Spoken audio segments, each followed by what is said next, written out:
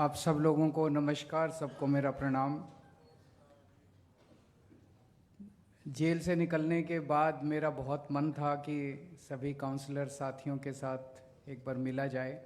आप लोगों के भी काफ़ी संदेश आ रहे थे, आप लोग मिलना चाह रहे थे, लेकिन हरियाणा चुनाव की वजह से मैं हरियाणा में कई बार आना जाना हुआ, जिसकी वजह से मुलाकात नहीं हुई।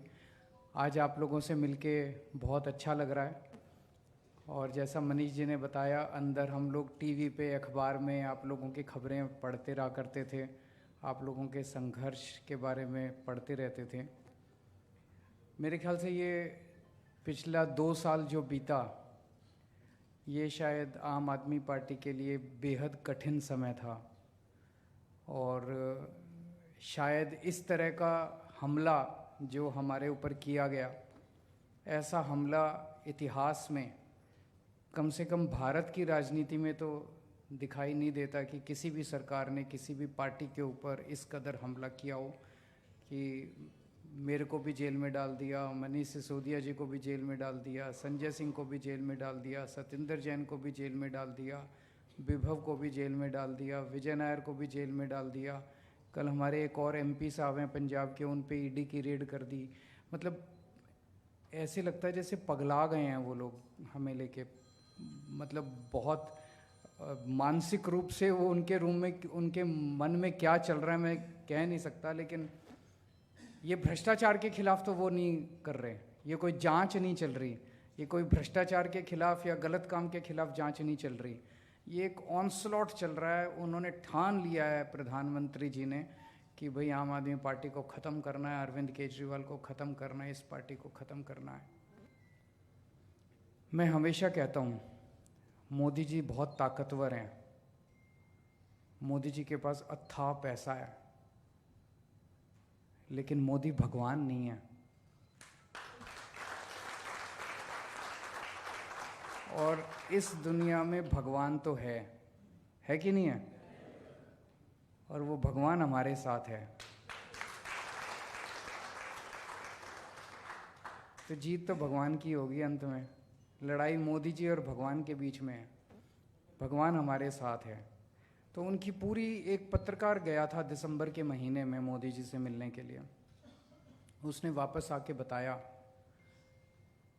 कि वो कह रहे थे कि देखो अब केजरीवाल गिरफ्तार हो जाएगा, उसके बाद फिर हम इनके एमएलए तोड़ लेंगे, फिर इनकी दिल्ली सरकार गिरा देंगे, फिर पंजाब के एमएलए तोड़ लेंगे, फिर इनकी पंजाब सरकार गिरा देंगे, फिर इनके काउंसलर तोड़ लेंगे, फिर एमसीडी में फिर इनकी पार्टी ख़त्म हो जाएगी। लेकिन भगवान भी सुन रहा था, भगवान भी देख रहा था। तो मोदी जी ने मेरे को गिरफ्तार तो कर लिया, ना दिल्ली सरकार टूटी, ना कोई एमएलए टूटे, ना पंजाब सरकार टूटी, ना पंजाब में एमएलए टूटे, ना एमसीडी टूटी।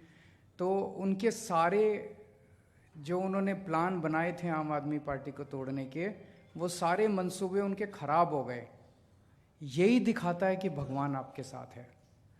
क्योंकि अगर भगवान हमारे साथ नहीं होता तो इतना ताकतवर आदमी जिसने ऐसे प्लान बनाए थे वो सफल हो जाता, उनके सारे मंसूबे सफल हो जाते, आम आदमी पार्टी टूट जाती, हमारी सरकार भी टूट जाती।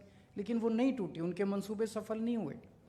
तो ये बहुत कठिन समय था और आप लोगों ने बड़ी हिम्मत दिखाई। आप लोग जो नहीं टूटे, 2-4 लोग टूटे, लेकिन मैंने रामचंद्र जी का पढ़ा था अखबार में, और मैंने एक दिन हेडलाइन आई थी कि रामचंद्र जी कह रहे हैं कि कल रात को केजरीवाल मेरे सपने में आया था।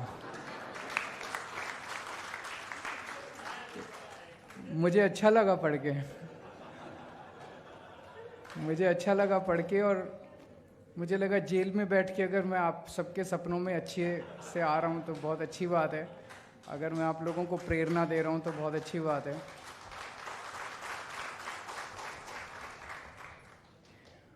अभी गोपाल जी ने बड़ी अच्छी बात कही। मैंने वहाँ गीता बहुत पढ़ी, कई बार पढ़ी गीता, आप लोग भी पढ़ना।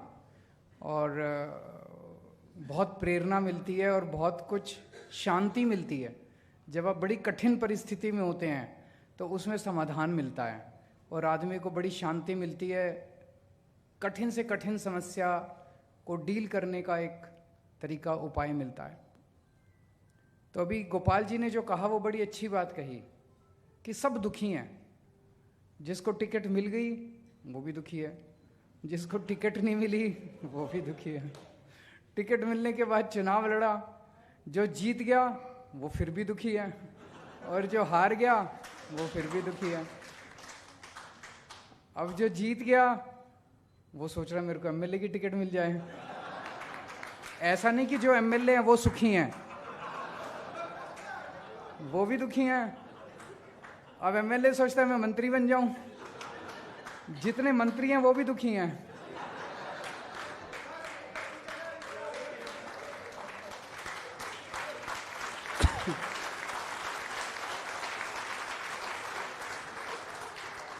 और जितने मुख्यमंत्री हैं वो भी दुखी हैं, और जो प्रधानमंत्री है वो सबसे दुखी है।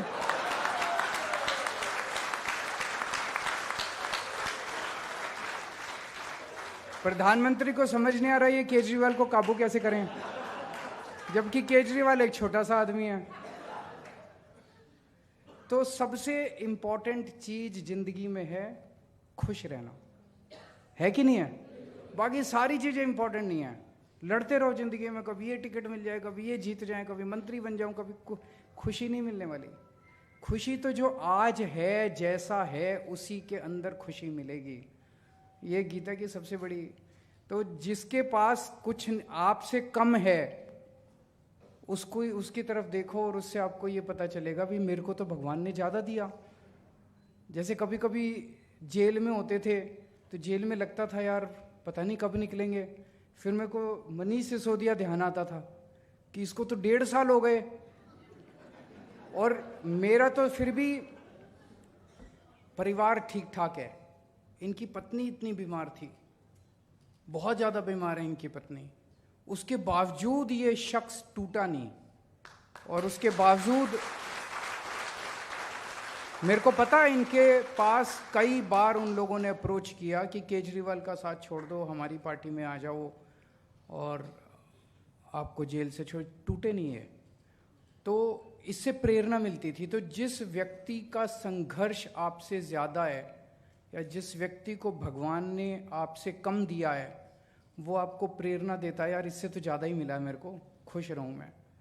और जिस व्यक्ति के पास आपसे ज़्यादा है, भगवान ने उसे ज़्यादा दिया, उसकी तरफ देखो वो भी दुखी है। तो ये आपको प्रेरणा देता है कि ज़्यादा हाय तौबा करने से खुशी नहीं मिलने वाली, सेवा करने से खुशी मिलेगी। केवल सेवा करो। जितनी खुशी आज जब हम लोगों से बात करते हैं, मेरे को सबसे बड़ा तो ये होता है जब अब ये बीजेपी वाले हरियाणा गए, हरियाणा में जाके वो कांग्रेस को गालियां दे रहे हैं। कुछ लोगों ने आम आदमी पर, अरे तुमने 10 साल हरियाणा में क्या किया वो काम गिनाओ ना अपने। 10 साल में उनके पास एक काम नहीं है गिनाने के लिए। प्रधानमंत्री जी ने अभी लोकसभा चुनाव लड़ा, 10 साल देश के प्रधानमंत्री थे, उनके पास एक काम, उनके कई भाषण सुने। कहीं बोले टूटी चोरी करके ये लोग भाग जाएंगे, आपकी भैंस चोरी करके भाग जाएंगे। वो 10 साल उन्होंने बतौर प्रधानमंत्री क्या काम किया, एक काम उनके पास गिनाने के लिए नहीं है। ये बहुत शर्मनाक बात है।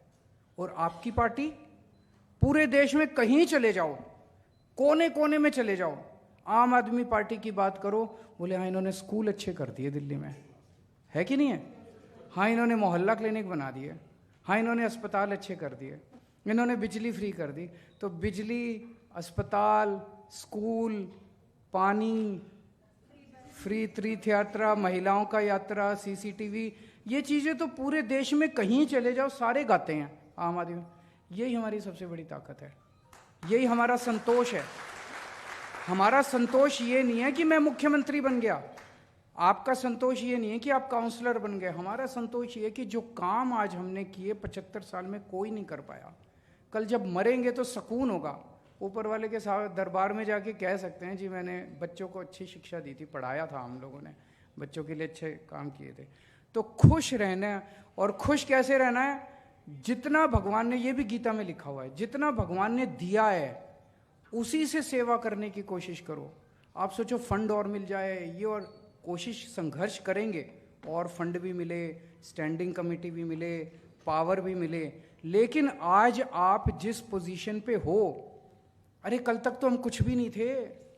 दिल्ली की झुग्गियों के अंदर मैं और मनीष सिसोदिया जी दिल्ली की झुग्गियों में घुमा करते थे हम, तभी शीला दीक्षित जी से काम करा लिया करते थे, धरने दे दे के काम करा लिया करते थे। आज तो फिर भी कोई काउंसलर है, कोई एमएलए है, कोई मंत्री है, कोई मुख्यमंत्री, आज तो फिर भी कुछ तमगा तो लगा हुआ है, तो कुछ ज़्यादा ही काम करा सकते हैं, जो पहले हम कुछ भी नहीं थे तभी करा लिया करते थे। तो जितनी सेवा कर सकते हो जनता की अपने तन मन धन से, काम तो यही आएगी, सेवा ही काम आएगी और कुछ काम नहीं आने वाला।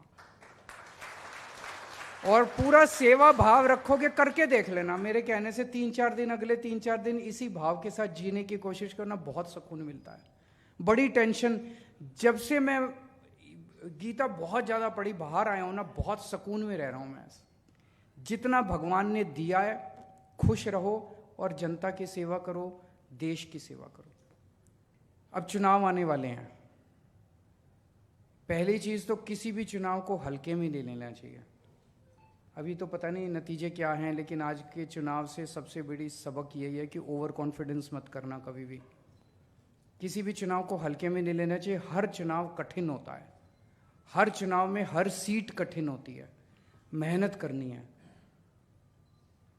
और लड़ाई मत करना, अपने अपने एमएलएज के साथ लड़ाई मत करना, सब लोग मेहनत करना। मेहनत नहीं करेंगे तो, और इस चुनाव के अंदर सबसे इम्पॉर्टेंट रोल आपका होगा, क्योंकि अब हम एमसीडी में हैं, जनता उम्मीद करती है भाई बेसिक चीज़ है, सफाई तो करेंगे, बाकी चीज़ें तो जनता माफ़ कर देगी, सफाई तो करेंगे। अपने अपने एरिया में घूम घूम के कोशिश करो कि कूड़ा उठ जाए, डेली झाड़ू लग जाए, कूड़ा उठ जाए, डेली झाड़ू लग जाए। उतना काम अगर आप करा देंगे, मुझे उम्मीद है कि हम लोग चुनाव जीत जाएंगे।